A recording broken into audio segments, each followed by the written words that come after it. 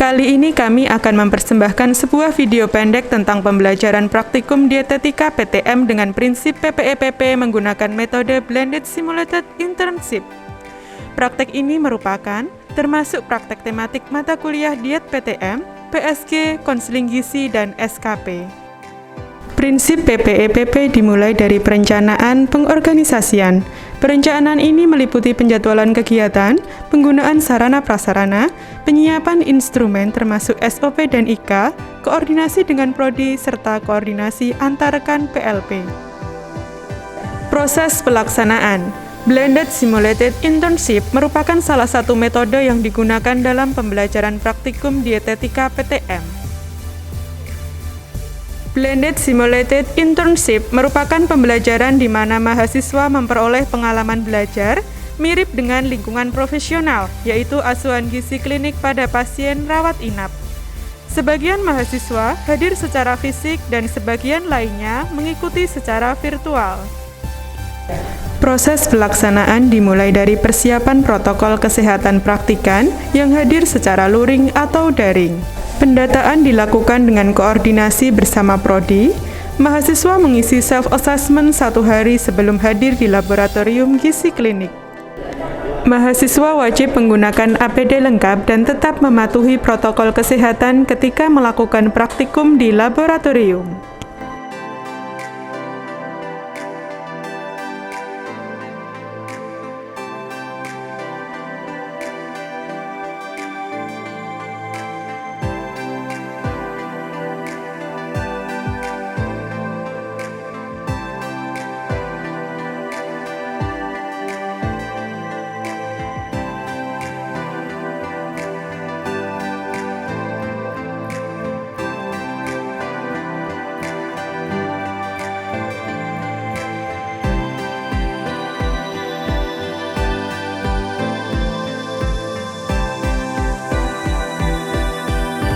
Sarana dan prasarana disiapkan sesuai perencanaan.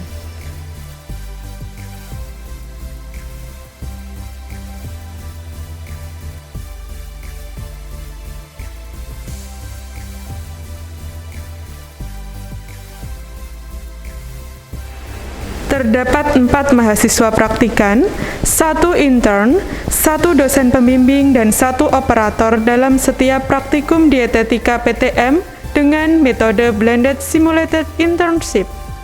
Proses pelaksanaan praktikum meliputi simulated internship untuk proses screening gizi, asesmen gizi, penetapan diagnosis gizi, intervensi gizi, dan monitoring evaluasi dari 1 pokok bahasan yang diambil di RPS, yaitu asuhan gizi klinik untuk diabetes mellitus dengan komplikasi gagal ginjal kronis. Ya. Assalamualaikum. Waalaikumsalam. Permisi Ibu. Ya, Mbak. Ya, Ibu, saya ahli gizi dari Bangsal Mawar. Nama saya Mega. Ibu, saya melihat makanan Ibu kok nggak dihabisin. Kenapa sih? Masih mual, Mbak? Oh, masih mual. Masih sering nggak Bu mualnya? Oh, masih. Oh, ya. Kalau saya mengganggu Ibu sekedap untuk menimbang berat badan, bolehkah Ibu?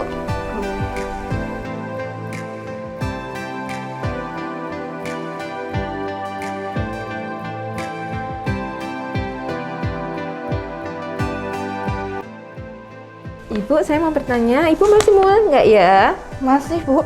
Oh, masih. Muntah-muntah nggak, Ibu? Masih. Oh, muntah-muntahnya berapa kali?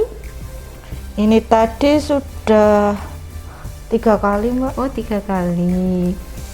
Nih, baik Ibu. Selanjutnya saya akan menanyakan makanannya Ibu konsumsi sehari kemarin ya. Ya, baik teman-teman. Jadi diagnosis gizi yang kita ambil yaitu NI 2.1, asupan melalui oral kurang berkaitan dengan nafsu makan yang menurun, mual dan muntah, yang ditandai dengan hasil recall 24 jam yang kurang. Dan diet yang kita ambil adalah diet DM 1700. Kemudian bentuknya lunak dengan tujuan meningkatkan asupan makannya lebih dari sama dengan 50% dan mengontrol glukosa darah menuju normal. Selamat siang, Bu. Siang.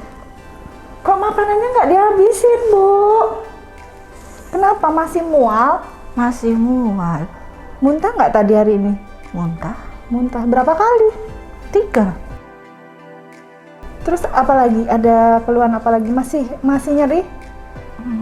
Nyerinya masih sedikit. Nafsu makannya gimana? Ya, dibandingin kemarin sudah lumayan sih. Baik Ibu, hari ini saya juga akan memberikan konseling ya Bu ya, terkait dengan diet DM dan diet rendah protein yang akan Ibu jalankan.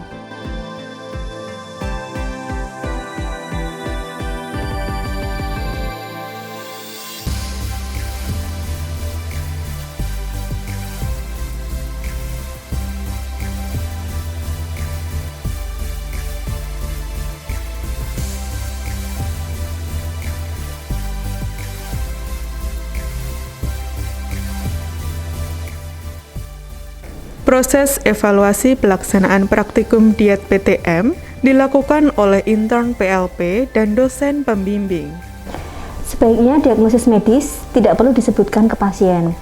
Terus pengukuran antropometri juga sebaiknya harus sesuai dengan SOP.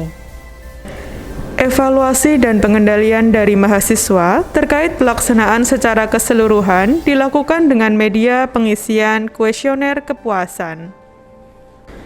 Proses penilaian untuk praktikum diet PTM dilakukan langsung sesaat setelah tutorial menggunakan spreadsheet.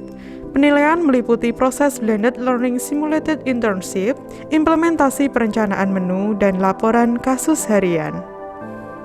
Pengendalian internal juga dilakukan dengan checklist capaian kompetensi, kesesuaian dengan RPS, jadwal, SOP atau IKA dan juga pedoman, serta standar prokes dari Satgas COVID-19 Poltekkes Kemenkes Yogyakarta. Proses peningkatan untuk praktikum diet PTM meliputi metode. Sebelum pandemi tidak terdapat praktikum secara simulated internship. Sesaat setelah terjadi pandemi COVID-19, pembelajaran dilakukan melalui Google Meet dan diskusi melalui Google Classroom. Seiring dengan berjalannya waktu dan pandemi COVID-19 belum berakhir, metode pembelajaran ditingkatkan dan dikembangkan menjadi blended simulated internship. Penggunaan alat praktikum dan bahan ajar juga ditingkatkan serta dikembangkan menggunakan hasil penelitian dosen dan PLP. Misalnya, penggunaan kursi roda M20 untuk alat ukur antropometri.